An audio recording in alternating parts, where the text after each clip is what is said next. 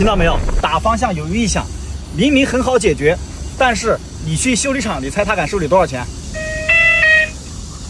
哎，老板，我这个车打方向的时候有响声，你听一下啊。听到没有？我听到了。这个问题你让能修吗？能修啊。怎么修？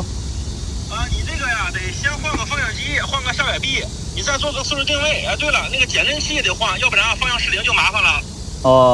多少钱？我觉得差不多3000块钱呀，绝对能给你修好。3000？对。好，行，谢谢。明明几十块钱就能搞定，居然报价3000，太坑了。今天呢，我就来跟大家分享汽车上几种异响到底怎么解决。注意看啊，以后你的车遇到这种问题就不会被坑了。第一，冷车启动时吱吱吱吱响，一般是这个皮带老化了，50块钱换一条皮带，问题就能解决。